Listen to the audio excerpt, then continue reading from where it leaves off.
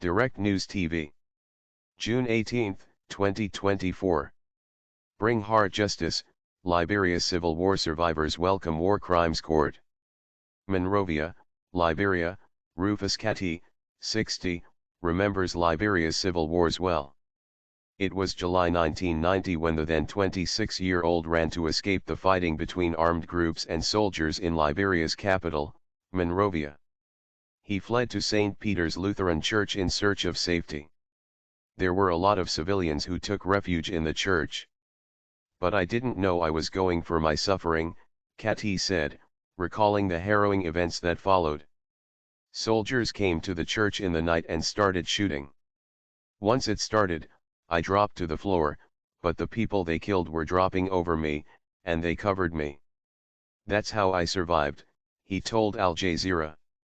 Kati broke his hip in the attack and, decades on, still suffers pain because of it.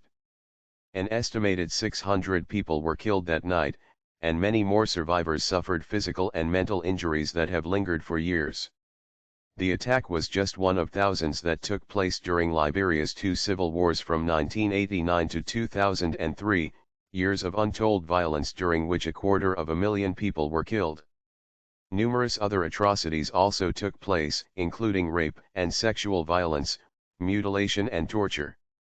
Much of the violence was perpetrated by rebels as well as the Liberian army and militias that included child soldiers. Yet, decades on, Liberia has not prosecuted anyone for the crimes and rights violations that took place. Now that could finally change. War Crimes Court. Last month, President Joseph Boakai issued an executive order establishing the office of a War Crimes Court. Many welcomed the move, which they said was long overdue. However, others are concerned it could reopen old wounds and raise tensions after compromises were made to secure peace.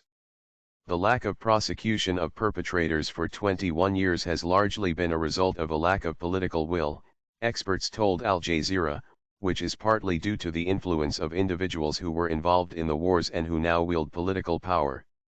At the end of the civil wars, slots in Liberia's interim government were divided among warring factions who inserted their members or proxies in these positions. Additionally, political alliances have become integral in Liberia's elections because the political system requires an absolute majority to win the presidency. As a result, every post-war president has since allied with influential figures, many of whom took part in the wars.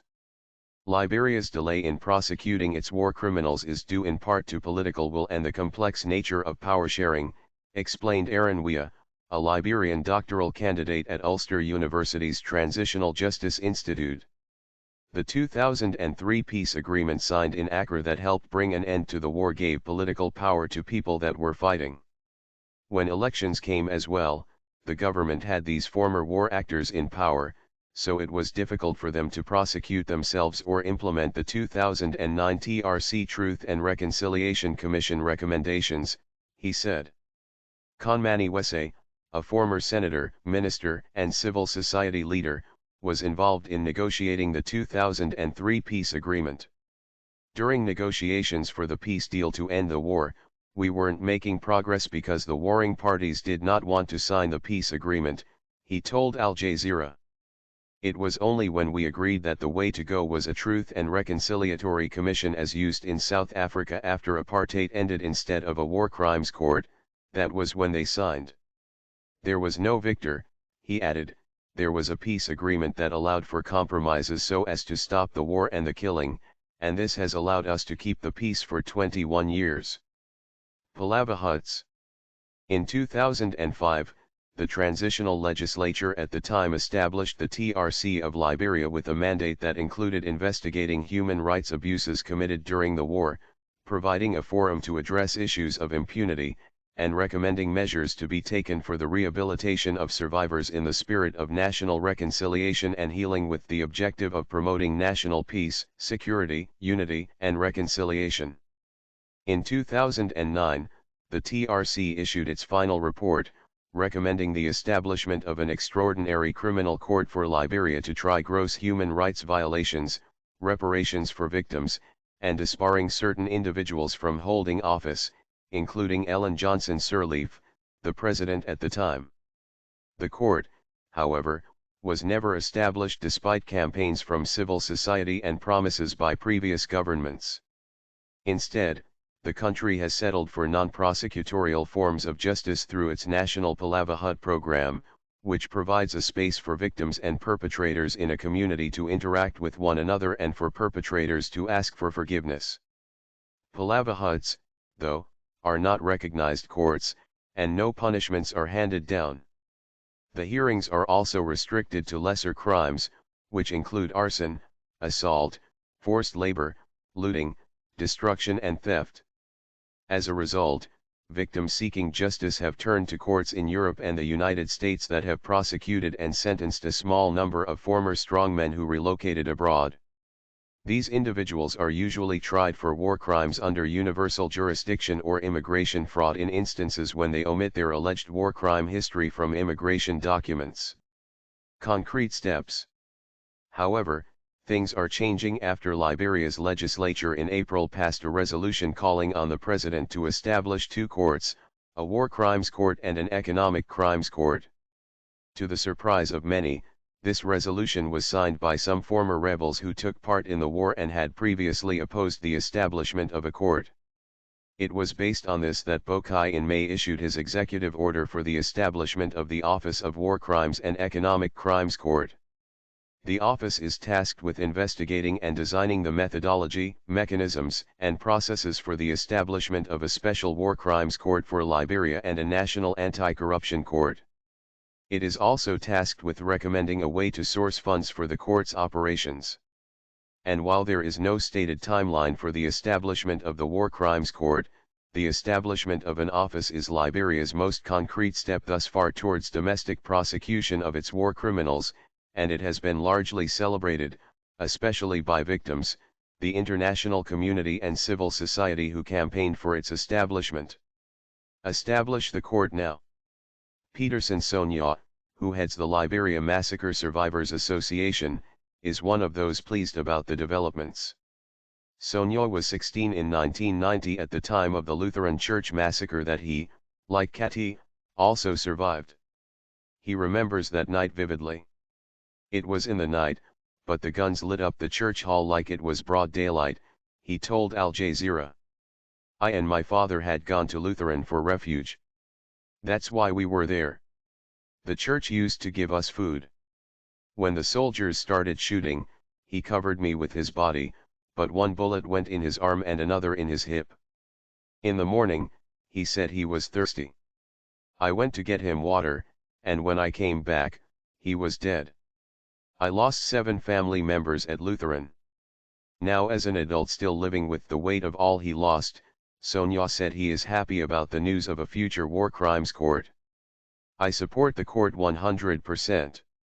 I have been campaigning for this court since the time of the TRC.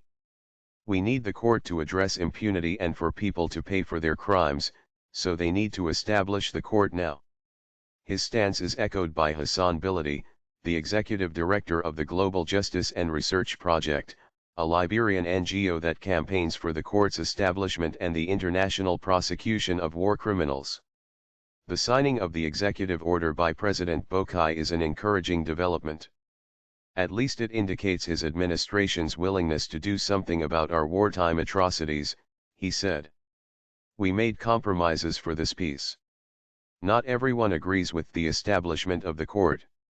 Critics have expressed concerns about the security implications of prosecuting now powerful former warlords who have considerable support, while many have argued that public funds for a court would be better put towards improving the livelihoods of Liberians. Whatever we do that could lead to the war, we should reject, Wesse said. We made compromises for this peace. We must not do anything to reverse these gains in peace, and I don't believe the way to consolidate this peace is a war crimes court. Instead, to solidify our peace, we must make sure the courts and hospitals are working and people have jobs. Critics have also questioned the use of the TRC report as the basis of the court's establishment. Prince Johnson, the former head of a warring faction and now a long-serving senator, has opposed the establishment of the court based on the report, calling it biased. he instead has called for the United Nations to establish the court. There are also concerns that a domestic war crimes court and an economic crimes court would face funding challenges if established because Liberia is largely poor and the country would need to seek assistance from the international community to help fund it. Additionally, analysts said, the court is likely to face challenges in gathering evidence 21 years after the war. The court will also need to address the problem of evidence gathering as a lot of people who witnessed the war are now aging and dying. The witness statements given at the TRC were also largely unverified, WIA said. The court will also have to address the issue of location. Will it be in Monrovia, which is crowded? Or at a place outside Monrovia that recorded a lot of atrocities? Despite these challenges, for Kati and many others who survived the two wars, the pursuit for justice continues until the court is properly established.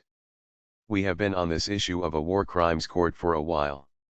I support the court 100%, but it needs to come soon, he said. The people who committed most of these crimes are dying and getting old.